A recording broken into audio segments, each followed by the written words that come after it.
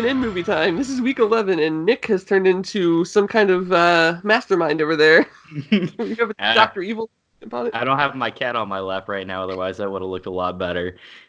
Yeah, but we do have sharks with freaking laser beams on their freaking heads. Not in these times, we don't.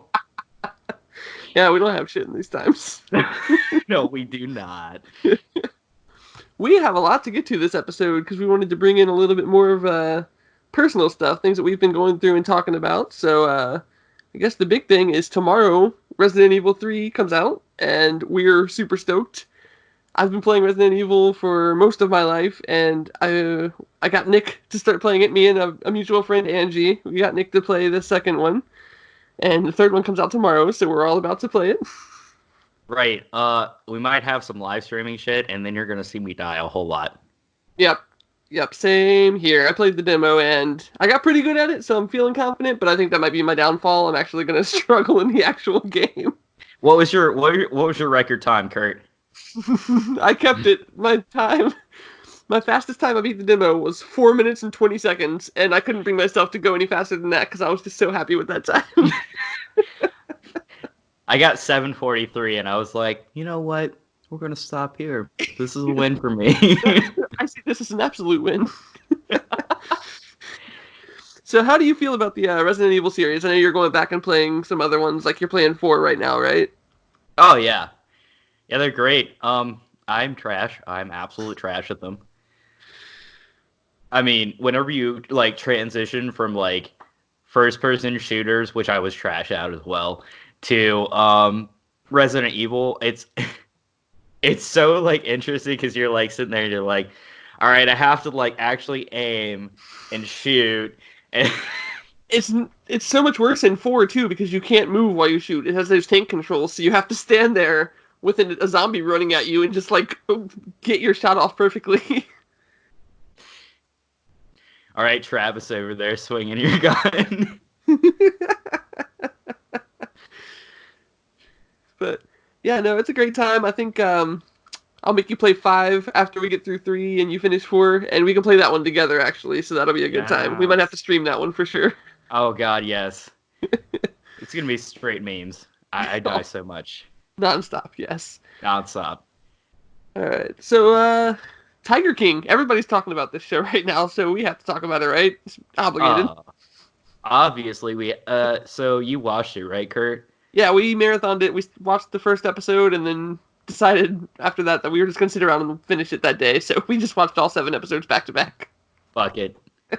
Exactly. Quarantine life. What else are you going to do? So, let's ask the real questions here. Did Carol Baskin kill her husband? You know, the documentary sure makes it seem like it. I can't really say much because everybody in the show is super messed up, but judging by the documentary alone, because I have no other knowledge of these people, I would say there's definitely something up. Was it the sardine oil comet? Was that what gave it away for you? No, but I did see that police are actually going to go and investigate deeper into it now that the documentary's out. They're finally going to see what was in the water... The septic tank? The septic tank. So I'm just saying, okay, here's my next question for you. Okay, who is actually the worst character on this show? In your opinion? That's such a hard question. Yeah, they're all terrible, but really, I hated Carol so much. I really did. She drove me insane. It's something about the people that, like, think they're so much better than they actually are. Like, when I'm watching The Office, Angela is easily my least favorite character. So it's, like, in the same vein there. Like, she thinks she's all high and mighty, but really she's a piece of shit, too. So, I have, like, a tier. Like, here's just a little tier. Like, I'm not going to get into every single character, obviously. So, here's my tier, okay? I think Jeff Lowe's the piece of shit. Jeff Lowe's a fucking piece of shit. I hate him so much. Yes, he just sniped that business and took it over, like, knowing nothing about this shit. He is an Ed Hardy wearing piece of shit. Like, leathery piece of shit.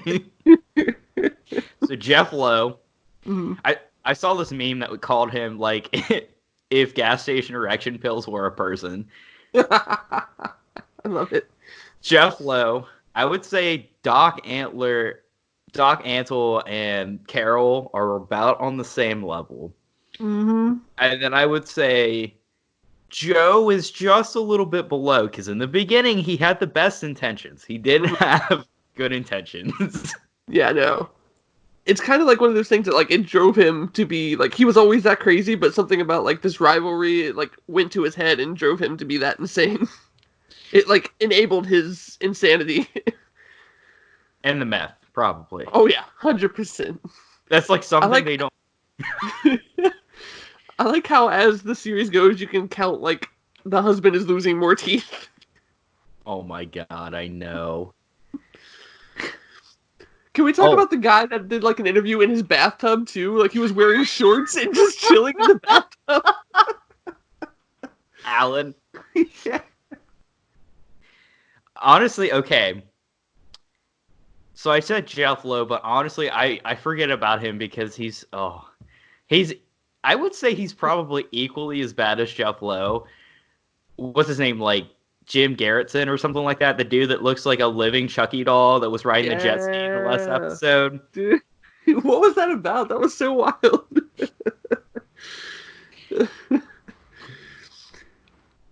I just like that the actual, like, Scarface, like, the guy that they were like, oh, this is totally the, like, inspiration for Scarface, is the most normal character in this show. He's the most sane out of all of them. Like, actually, the most sane guy was the campaign manager that, like, in the last episode was like, yeah, we lost track of everything that, like, it was supposed to be about the Tigers, and we lost track of everything, and we're like, oh my god, he said it. He gets it. I love that guy, because he's like, I don't really know what's going on here, but this is a really good job, so I had to take it, right? Yeah. That dedication, man. He just wanted to be a campaign manager so bad. He was like, ride or die. Let's go. I know. God. Well, I heard they're getting a second season, but honestly, like, what can you do at this point? Yeah, I think that one's, like, had its ride. We were caught up on everything. I think I'm good. I don't know if I would watch another season. I mean, what are you going to expand on, meth? Exactly. I was gonna say that, like, this episode or this season is kind of like doing a drug. You do it and you're like, oh shit, that was wild. Well, never gonna do that again. That was so fucked up. Right. Like, once is enough. We're good now. I don't need more. Exactly. So I'm gonna try this here. I'm gonna try. Well, you know what? Before we get into the movie of the week, Kurt. Let's talk a little bit about personal shit, okay? Oh, yeah, our quiz? That too. I was going to ask how quarantine's been going for you. Really nothing's changed. I mean, I'm still going to work about the same amount of hours, and, you know, I'm always pretty introverted, so I'm going out less, but still, like, it doesn't feel that different. I'm just hanging out with my dog. She gets extra walks now, so that's fun.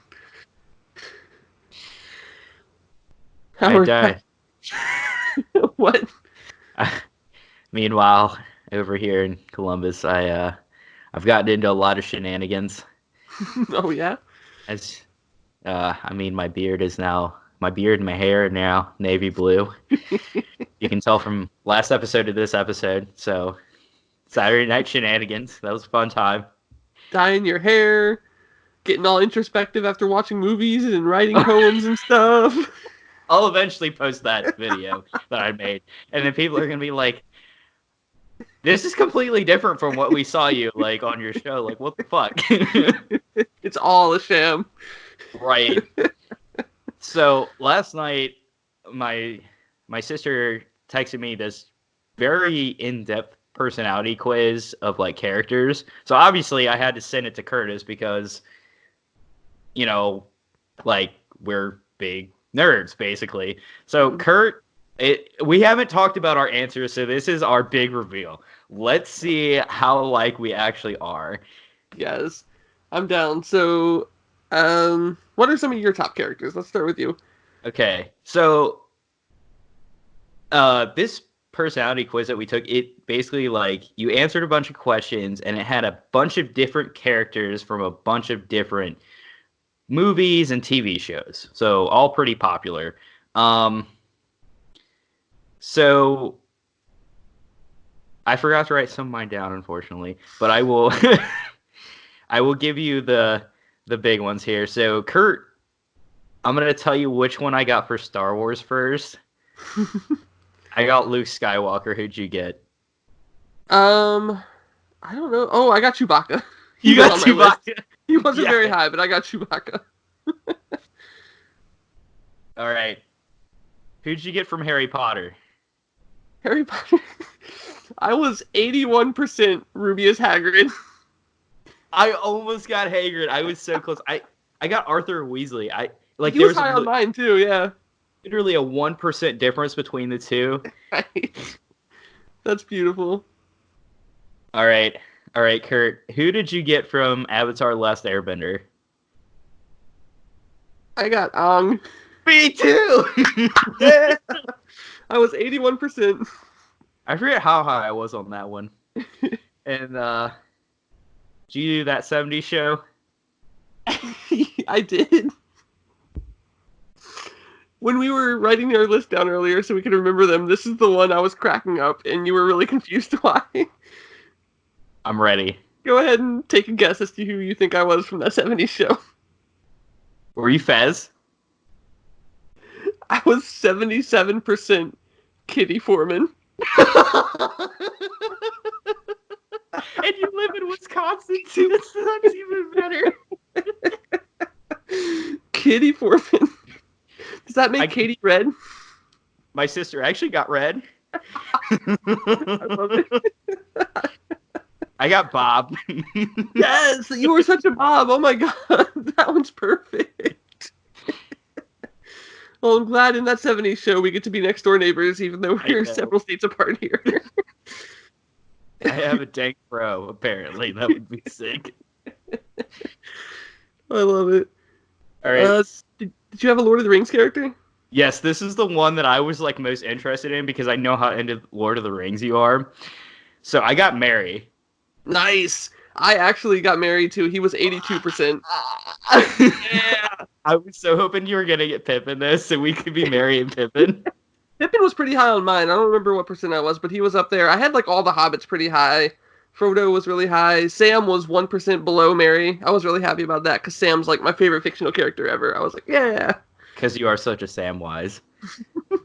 And I got Sam from Game of Thrones at 80%, so he's also like very similar character.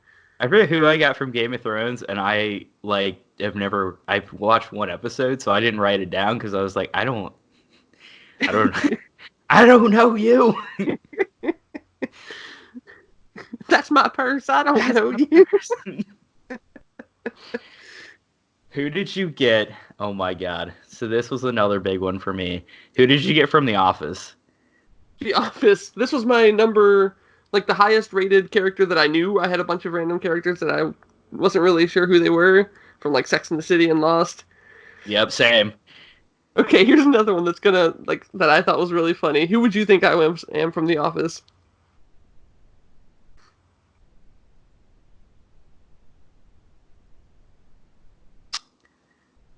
I would say Jim. Aw, dude. I would say I'm probably more of an Andy, like just that personality. Yeah. But apparently I'm 83% Pam Beasley. I can actually see that. Just, tagging along for everything, like down for a good time, just enjoys the laughs. Such a bro. Underrated, underpaid. I love it. I'm gonna make you guess. Okay, go ahead. I'm gonna make you guess who I got from The Office. I'm gonna make you guess. Nick, you are. There are a lot of ways I can go with this one. You're like a mix of a bunch of characters. But No, I feel like you're like a couple of the interns, but really you radiate a lot of Creed energy. Like whenever something's going on, I look to you to like see your reaction. I got Kevin. Yeah, dude. I love Kevin. Yes. You and your Reese's cups, man. Just Yo. biting them. Oh yeah. The chili episode. Yes, that is you. I love it. All right, One, the last. Go ahead. I don't know how much you've seen Community. I just started watching it. Did you get a Community character? Yeah, I did. Because I got Troy, and that means I'm Childish Gambino, and I'm so happy. Too. Dude, Dude. yes. We're living our best lives over here. I would say the last big one for us from shit that we know. Who was your Marvel? Who was your top rated Marvel? See, I always thought I was like a Cap or like a Bucky. I really thought I was a Winter Soldier. Apparently, my highest rated Marvel character was only 53%, so it's not super high. But I'm Peter Quill. Me too! Dude, we matched up so well. I know we did. No, now that I think about it, I do like just randomly walk down the street singing songs and dancing all the time, so I guess it's fitting. I mean, that soundtrack's so fucking good. I mean, Yes. How could you can't not? go with it. Exactly. Dude, I love it. We're basically twins, confirmed. Our birthdays are a week apart. Literally, same year and everything. Yeah. 7 days. 7 days. I will let you guys know that Nick texts me every year on his birthday after I text him happy birthday and just says 7 days. This is our bromance. I guess we should jump into our movie for this week. We are 20 minutes into the episode. We haven't even started talking about our movie. Fuck it. Which is, it's okay. I mean, we called an audible and we changed our theme for this month, which I'm in love with, by the way. And it's more of a fun. We're doing like rom-coms, kind of like chick flicks. And to kick it off, we decided to do Mean Girls. And Nick, you kind of sparked this whole love of Mean Girls in me, so I'll let you take it away with kind of the background. So, all right, now you got to correct me if I'm wrong here, because like my memory doesn't serve me super well all the time. You know, after you've had like 3 concussions, like your brain doesn't quite function right sometimes. But so Kurt and I, and this was kind of like towards the beginning of our beautiful friendship. I think this was the first time I actually came over to your house too. Yeah. We had this discussion, and at the time, Pitch Perfect had like just come out on like DVD or something like that, and Curtis had seen Pitch Perfect in theaters 6 times, right? Yeah, I saw it an unnecessary amount of times, but I was absolutely obsessed with that movie. And I forget what happened at some point in time, but somehow the fact that like you had never seen Mean Girls came up. Mm-hmm. But you had seen Pitch Perfect in theaters 6 times, and I said no. That's unacceptable. We're putting it into this. So I came over that day, and I'd never seen Pitch Perfect. Mm-hmm. So we watched Mean Girls, and then we watched Pitch Perfect, and it was beautiful. It was a wonderful time. We had some epic hangouts when we used to live in the same area, and we worked at the theater together. Like, we would hang out until 4 or 5 a.m. sometimes, just doing nothing. Just doing nothing. Hanging out in the sub. At Steak and Shake. Yes. Our waitress knew us, knew our orders, so when we walked in, she just said, hey, and brought us our milkshakes, and it was all good. Life was perfect. Oh, it was great. So, a little bit about Mean Girls. Obviously, you know, if you haven't seen this movie, then, like, what are you doing with your life? Agreed. Every movie, or every generation has a movie like this, and this one's a special one. What, you know, like, this movie's so iconic, like, it kind of transcends, you know, gender norms as well, because, like, guys watch it too. Mm-hmm. And enjoy it. Like, I mean, look at us. Yep. I mean, granted, we're not your stereotypical chads, though, so. This is true, yeah. We're not the most bro-y guys out there, but still. Mean Girls is probably the most quoted movie of our generation. Like, it's everywhere. Like, they have so much merchandise now. They have, you can't go any, like, even President Obama, whenever he was in office, like, he, like, tweeted out something with his dog that said, "Stop trying to make fetch happen." It is, like, penetrated our culture in such a way that, like, it's inseparable. Like, people of our age are just kind of, like, associated with that movie in a way. Like, it's just assumed that you've seen it. Oh, absolutely. And, like, everybody can quote pretty much every single line from that movie, like, backwards, forwards. Like, you can just throw out a random one, and, like, somebody will respond with Every something. year on October 3rd, and Lord forbid if October 3rd is on a Wednesday, everyone in our age goes nuts. On October 3rd, he asked me what day it was. It's October 3rd. So, yeah, we'll get to some quotes and stuff later. But yeah, Tina Fey wrote this, and it's kind of important to note that she had a background in SNL, and this is a very kind of SNL comedy movie. Like, it has that sort of feel to it. You can definitely tell, like, some writers behind that were there. It was based on the novel Wannabes and Queen Bees. I think that's the name of it. And she read that book, and she took a lot from the book, but she also implemented a lot from her own high school experience, which was kind of cool. And then this was Amanda Seyfried's first film debut. And she actually tried out for Regina George, and they were like, no. No, honey, you're a Karen.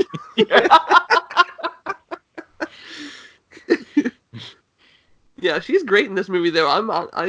And I think I've told you this a few times, I'm not the biggest Amanda Seyfried fan, but she is really great in this movie. This was her peak to me. Yeah, for sure. And the rest of the cast is insane, too. Like, Lindsay Lohan was really good for this movie. This was, like, the last time she was really good. I was about to say, like, this was also Lindsay Lohan's peak as well. Yes. You know who didn't peak in this movie and went on to have a spectacular career? Regina George. Rachel McAdams is everywhere. Yeah. She's awesome. I love Rachel McAdams. And Amy Poehler. Yeah. Tina Fey, yep. Yup. And actually, they had to put, like, so much makeup on Amy Poehler to make her look older.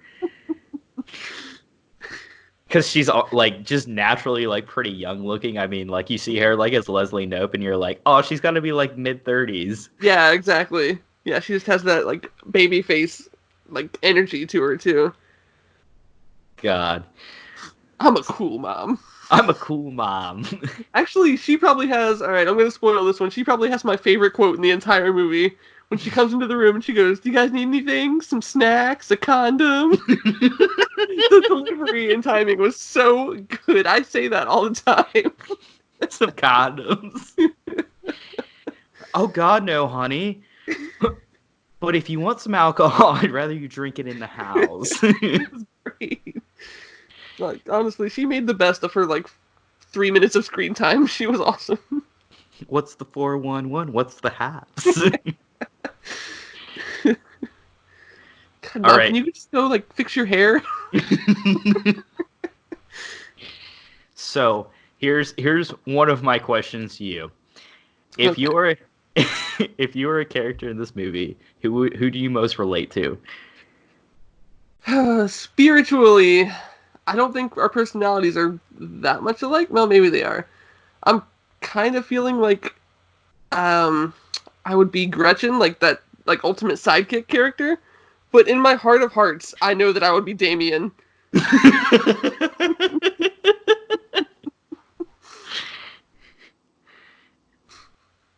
I found out last night who I would be. I was like, and this was not a personality quiz, by the way. Like, this is just purely based on reasoning. I would absolutely be the girl that stands up and she's like, I just want everybody to love everybody and hearts and rainbows.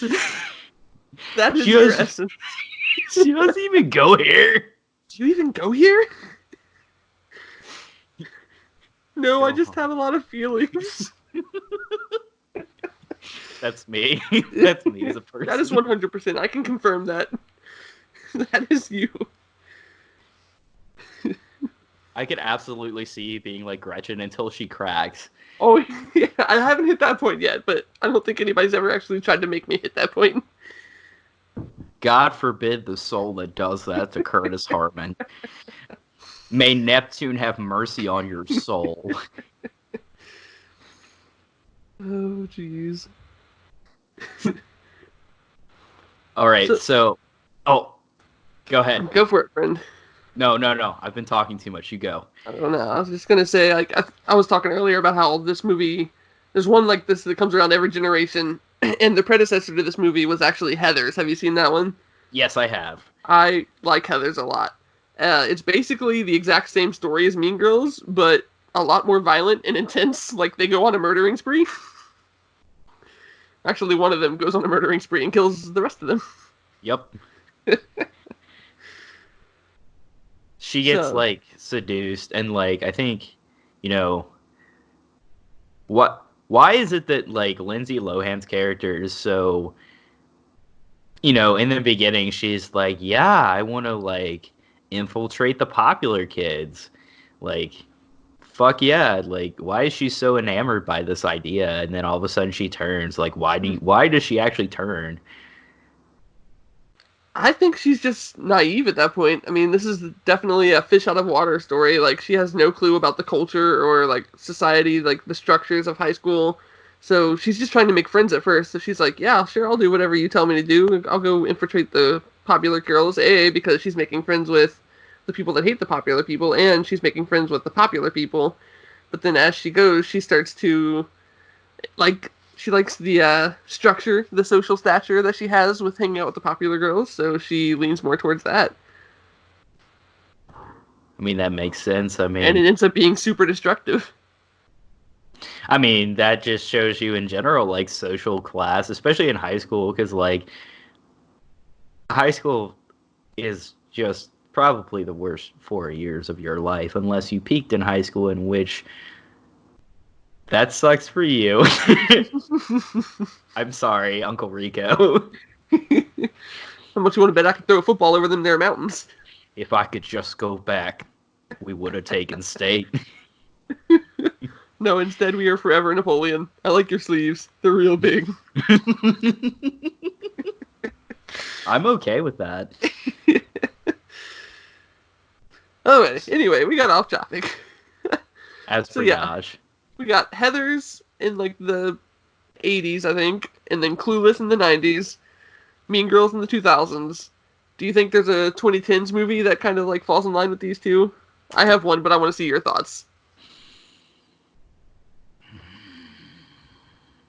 Ooh.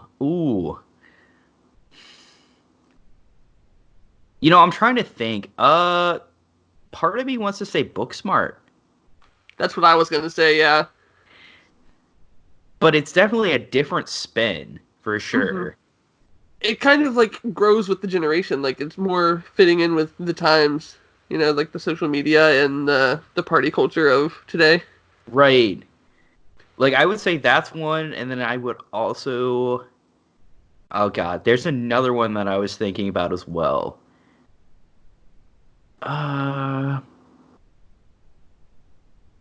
Fuck. The other two that I have are, like, more, like, older based and, like...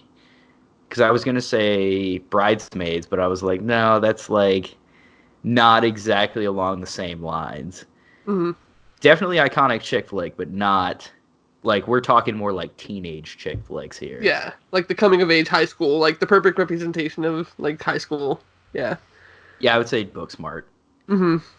Yeah, that's what I was going to go with. I love that movie so much. It's so good. The doll scene when they, like, have the strawberry, like, jugs or whatever. The strawberries with the jugs. They go walking through the dining room. I was watching that laying in bed the other day, like, trying to fall asleep because I wake up early, and that scene came on, and I was like, all right, I have to see them, like, walk through this dining room before I can fall asleep, so I sat there and watched it. God. So, I guess we got off track a little bit again because, we're in quarantine. We're going crazy right now. Yep. So, all right. Are you Team Janice or are you Team Regina? I mean, it's like Tiger King a little bit. Everybody's pretty awful, but Janice has, I guess, like the best intentions. I don't know. Like Regina also has the best intentions. She just doesn't know. Like culturally, she's always been so spoiled. She doesn't know how to not be like that. Now, when you say the best intentions, what does that entail? Like, what does that mean? Because, like, if you look at this from this point, like, I mean, they literally admit that they're both mean girls. Like, Yeah, I don't know. Like they're both trying to do what they think is right because, like in high school, that's just how it is. Like you go after the other cliques, and Janice is like on this revenge kick because she thinks Regina is wronged her and all this stuff. So she, in her mind, she's doing the right thing. But yeah, they're all doing things totally messed up and not cool. But that's high school for you. I'm definitely Team Janice. I'm 100% Team Janice. Mostly because that is, like, 100% the type of girl I would go after in high school. Like, Really? oh, absolutely. Like, the goth and emo girls, I was, like, totally for it. Like, fuck yeah. Nice. And like when they're going through the lunch tables, they're like the coolest kid you'll ever know, just like a mismatched group. Like that was the lunch table I sat at. I love it. I could see that for sure. Yeah, I definitely lean more towards Janice, but like I see the wrongs in both of them. Oh, absolutely. I mean, oh, and this was okay. So, like, this movie is great as a whole. Like, as a whole, it's totally great. The only problem I have with this movie, and I wish, I feel like it would have been so, like, innovative for its time, and it already was to begin with, if they had actually made Janice Ian a lesbian at the end of the movie. Yeah. Which supposedly the character that she's based off of is actually a lesbian in real life. Mm-hmm. I was like, damn it. But remember, don't have sex or you'll get pregnant and die. God.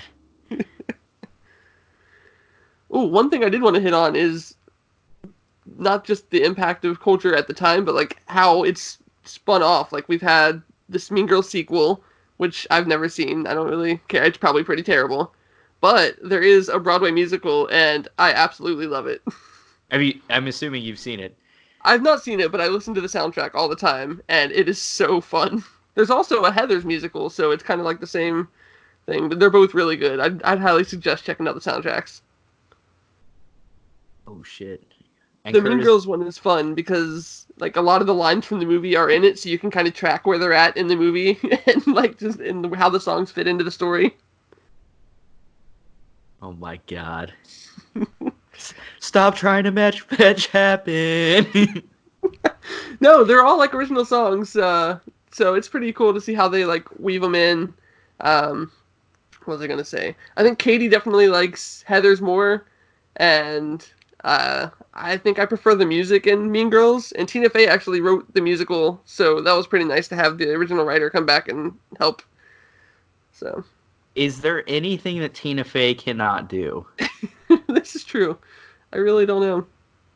I don't know if she wrote the lyrics or not. I'd have to look into that. But yeah. Like, she's such a humble goddess. Like,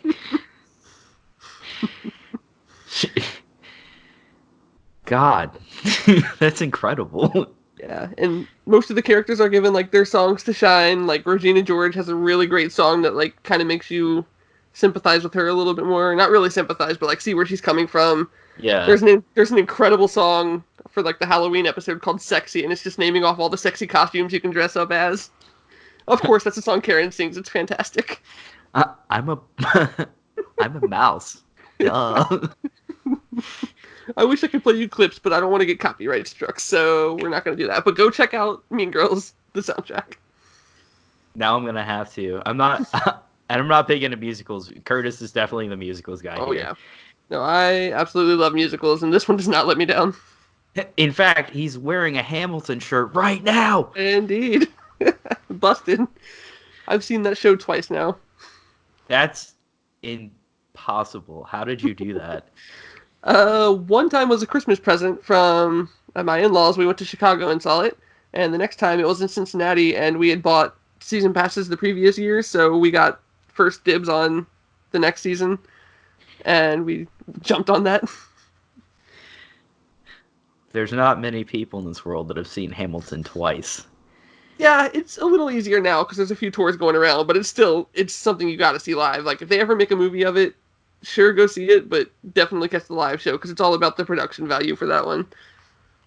Oh, I absolutely believe it for sure. And apparently, Regina actually gets hit by the bus on the Mean Girls musical, so I want to see that live. Oh my god. This is going to be a road trip, Kurt. I might actually go see a musical to go see this. Dude, we can go see Mean Girls. That would be fantastic. I'll corrupt you with musicals. I did not notice until last night. But, like, I noticed in the beginning of the movie when she's first walking to school and the bus, like zooms past her, and I'm like, okay, full foreshadowing. And then the first time that she meets Aaron Samuels, she talks about how, like, this one hit me like a big yellow bus, and I was like, oh my god. I made that note too, like how much they foreshadowed getting hit by a bus. And then the end when they're all walking across the street and they imagine them getting hit by the bus together. Oh yeah. That's like a big thing for that movie is getting hit by a bus. They love that idea. It's pretty funny, honestly. I'm voting for Katie Harris because she pushed her. That was so good.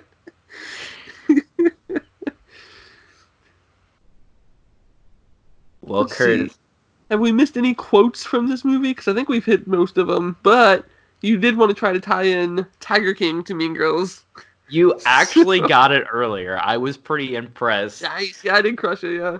I was like, damn, he did that. I cannot believe that.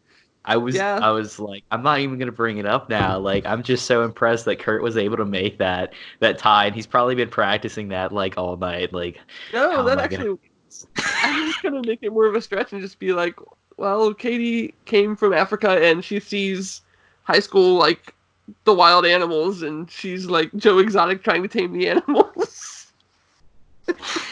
I was gonna make a connection like that too. It was like, and not to mention like the plastics are like Carol Baskin, like that bitch Carol Baskin. Yes. Do you think they also killed her husband? Possibly. Fed him to the tigers.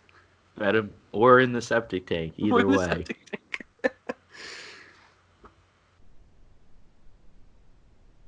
Is there anything else you wanted to talk about in this episode? No, I think we're good, man. I think this was an eventful episode. Yeah, man. It's been 39 minutes, so this is probably going to be our longest episode for sure. Swerve. Oh, you know, the one quote we didn't hit out of all of them was, I can't go out. I'm sick. Boo, you whore. That is my most quoted movie from this one. I say that to Katie all the time. And she says it right back. I'm sick. You can't do that now. You can't make that joke right now. I know, right? Or like whenever I don't want to do something Katie wants to do, or like she'll ask me to go get something and I'll say no, she'll be like, boo, you whore. I expect nothing less out of Katie. Well, I think it's about time that we say adios, amigos, today. Adieu. Yes, it was a fun time. Definitely liked having a more personal chat before the actual movie. That was fun. Oh, yeah. As always, thank you, Slow Glows, for letting me use your music, as usual. You guys are the best. Yep. And thank you to the wonderful people who listen to this. The very few of you right now, but we love each and every one of you. We have fun, and that's what matters. We're just doing this because we live so far apart and we can't really talk, so it's good to have some FaceTime and actually talk about things and have this structured like moment in our week. Heck yes. I want all of you to stay beautiful and safe and wash your damn hands. Wash your hands, please, and thank you. We love you.